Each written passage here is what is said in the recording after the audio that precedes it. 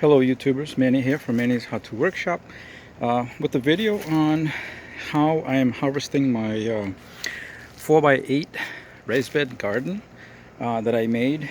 And you guys can go to the previous videos that I uploaded to see how I made the raised bed garden if you're interested.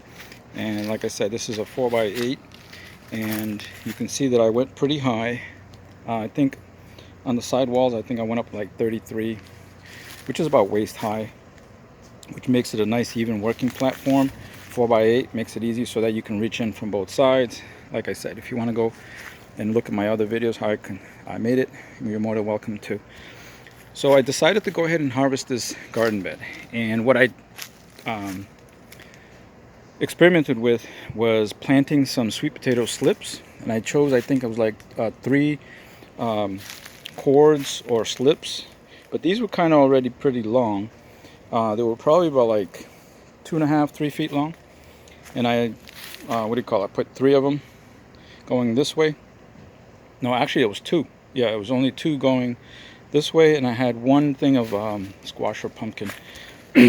But what ended up happening was that it completely took over the raised bed. Once it started growing, this thing was running like crazy. But so today, it's probably been about 5-6 months since I planted these. You know, with all the rain that we got, this was actually growing pretty good. And you can see that the dirt level used to be right to the bottom of that top board right there. And because of, the rain and the water, it kind of just sank down. But anyway, I started harvesting this, and then I was amazingly surprised and shocked at the same time, because if you guys go check out my other video where I harvested the 20-gallon container, like that one over there, the yield wasn't all that great. And like I said, that was an experiment also to see if in fact it would grow pretty good on the on that type of a container. So I said, you know what, let me try it on this one. Well, look at what I have here so far. That is what I'm pulling out of here so far. And I don't know exactly what kind of sweet potato this is, but I know the color inside is white, where the outside is that, rosy red color. And some of these look crazy. I mean, look at the shape of that. Right? Not your typical, sweet potato. But I guess it's because of the way that this is set up. Because like I said, I layered this with heavy brush like that over there first. Good layer of it. And I kept layering it up and down with a final 3 layers was like sand mixture of the the soil that I have here, which is mostly sand, coupled with some composting and shredded leaves and branches. But then I topped it off with like 2 layers of, one was almost like a mulch, and the other one was the typical soil like this that you can get at your regular box stores like Lowe's and Home Depot. Okay, but as like I'm saying, look at what I'm pulling out of here so far. And just if I can show you this one, look at this crazy looking potato. I mean, that's crazy, right?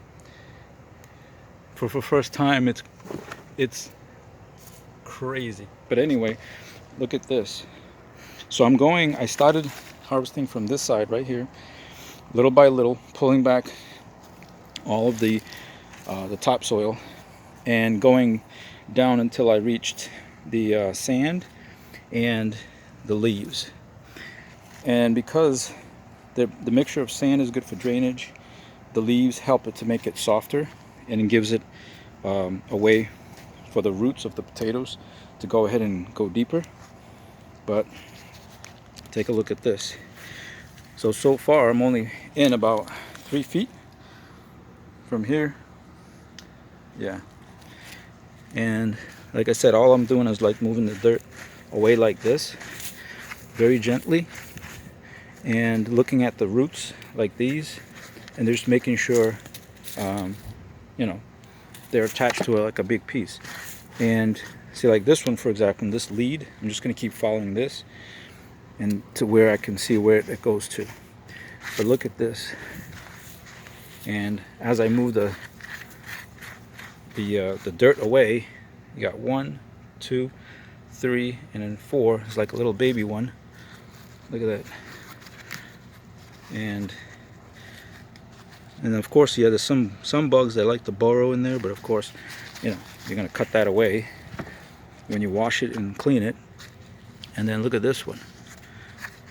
This one is the major part of it. Yeah, you can see where the bugs have eaten it. So I might have taken a little bit long in harvesting these to give the bugs a chance to like these guys right here. Let's see where, there it is, right there. There's a bug right there. So they've had their field day with this, but that's crazy. Look at this. It started splitting. That is nuts. Of course, I'm gonna, you know, wash these really good, but that is crazy. And yep, there's another one. Not a bad size right there.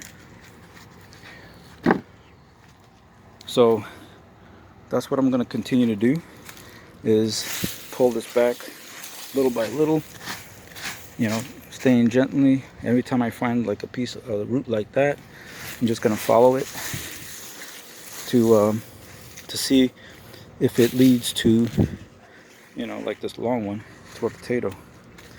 Alright guys, well, I thought I'd just bring you along just to show you what I've been harvesting so far. And that is crazy. I'd never expected that I would get something like this, but well, I proved to myself that yes, this will definitely work. And so in the future, what I'm going to do is probably do it on a smaller scale, and just to try to make sure that this doesn't happen again, where it overtakes the whole thing.